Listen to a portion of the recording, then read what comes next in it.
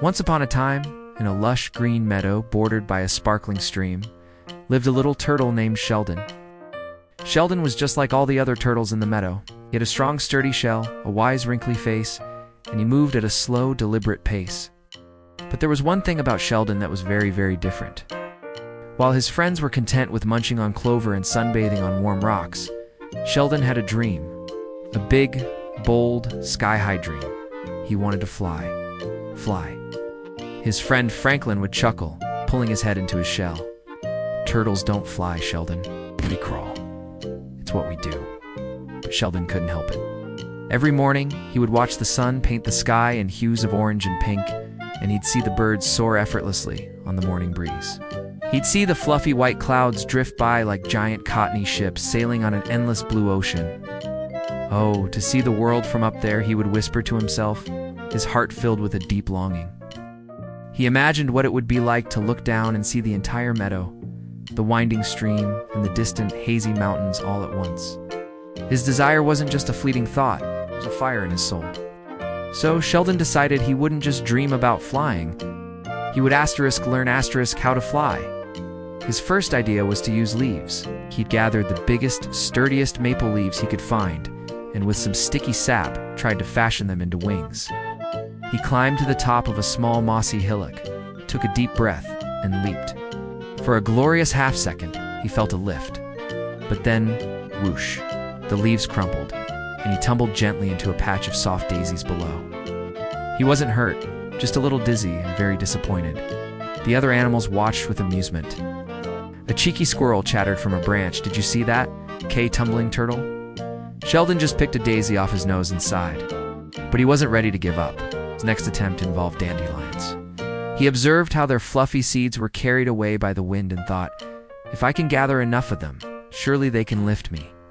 He spent days carefully collecting thousands of dandelion puffs, stuffing them into 2 woven grass bags. He attached the bags to his shell, waited for a gusty day, and stood on the same hillock. The wind blew, the bags puffed up, but instead of lifting him, they just tugged him from side to side like a clumsy kite that refused to take off. He ended up spinning in circles until he got so tangled, he had to call for his friend Franklin to help him get free.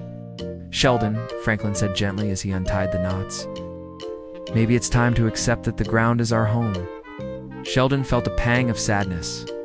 Was Franklin right? Was his dream just a silly fantasy? He looked up at the vast, open sky, and then down at his slow, heavy feet. The first time doubt began to creep into his heart. He spent the next few days moping by the stream, watching his reflection ripple in the water, feeling more grounded and heavy than ever. One afternoon, as Sheldon was sadly munching on a watercress leaf, he noticed 2 magnificent eagles circling high above. They were the king and queen of the sky, majestic and powerful. He watched, mesmerized as they dipped and soared. Then, one of them, the larger of the 2, began to descend, its sharp eyes fixed on something near the stream. Sheldon quickly pulled his head and legs into his shell, his heart pounding with fear. The eagle landed gracefully just a few feet away. But it wasn't interested in Sheldon. It gently picked up a smooth, flat stone with its powerful talons. Curious, Sheldon peeked out. The eagle saw him. "Don't be afraid, little one." The eagle's voice was deep and resonant, not scary at all. "I saw your attempts to fly. You have the heart of a sky dweller, even with a shell on your back." Sheldon was stunned. You saw me?" he stammered. "We see everything from up there," the eagle replied with a wise glint in its eye. "You have great determination, but you're trying to fly like a leaf or a seed. Turtle cannot fly on its own. Sometimes to reach our dreams, we need a little help." Before Sheldon could process what was happening, the eagle gently but firmly grasped the edges of his shell with its strong talons. "Hold on tight," the eagle commanded. And with a powerful beat of its enormous wings, they were airborne. Whoosh! The wind rushed past Sheldon's face. The ground fell away beneath him. He was flying. He was actually flying. He gasped in pure astonishment. The meadow looked like a tiny green patchwork quilt.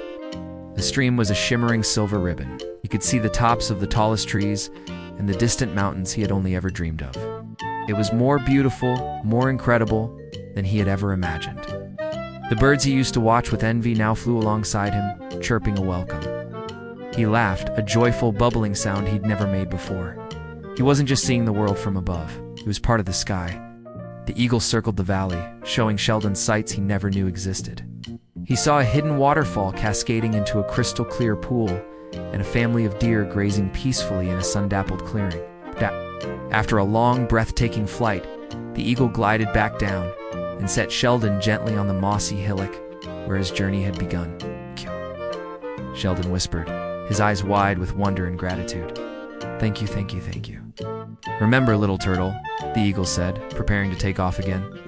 "Your dream wasn't impossible. You just needed to find a different way to reach it. Never stop looking up." And with another powerful wing beat, the eagle soared back into the blue expanse. When Franklin and the other animals saw Sheldon, they couldn't believe his stories. But there was a new light in Sheldon's eyes, a confident joy they had never seen before. He was still a slow turtle who lived on the ground, but now he carried the sky in his heart. From that day on, Sheldon didn't try to build wings anymore. Instead, he became the meadow's greatest storyteller, sharing tales of the world from above. He inspired the younger turtles to dream big, not just of flying, but of exploring the deepest part of the stream, or climbing the highest rock.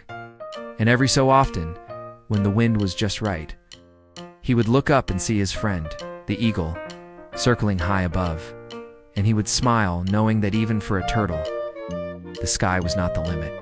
It was just the beginning. Thank you so much for joining us on this little adventure today. If you enjoyed Sheldon's story, do not forget to hit that like button and subscribe to our channel for more tales that warm the heart. We'd love to have you as part of our community. See you in the next video.